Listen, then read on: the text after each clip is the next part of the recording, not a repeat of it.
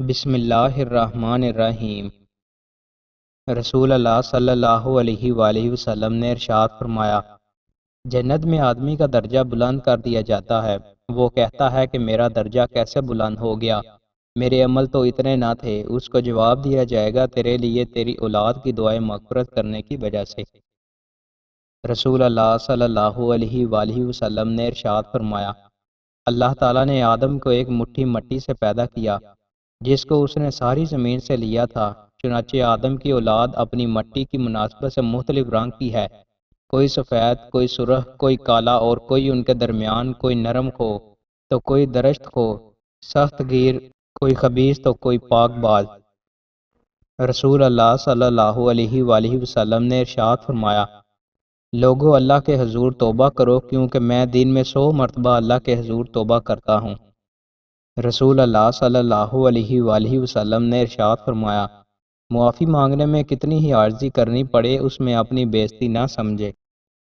رسول اللہ صلی اللہ علیہ وآلہ وسلم نے ارشاد فرمایا، جو یہ چاہے کہ لوگ اس کے سامنے بادب کھڑے ہوں تو وہ اپنا ٹھکانہ جہنم کو بنا لے۔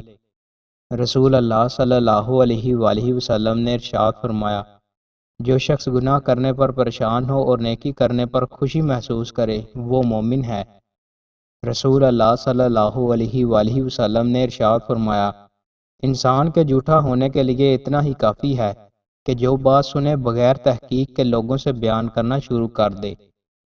رسول اللہ صلی اللہ علیہ وآلہ وسلم نے ارشاد فرمایا، حلال چیزوں میں سے اللہ کے نزدیک سب سے زیادہ ناپسندیدہ چیز طلاق ہے۔ رسول اللہ صلی اللہ علیہ وآلہ وسلم نے ارشاد فرمایا، جو شخص رخسار پیٹے، گریبان چاک کرے اور جاہلیت کی سی باتیں کرے تو وہ ہم میں سے نہیں۔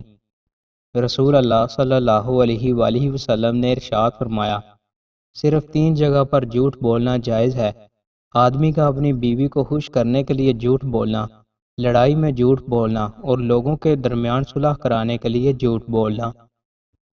دوستو، مزید اچھی ویڈیوز کے لیے ہمارے چینل کو سبسکرائب لازمی کریں۔ بہت شکریہ۔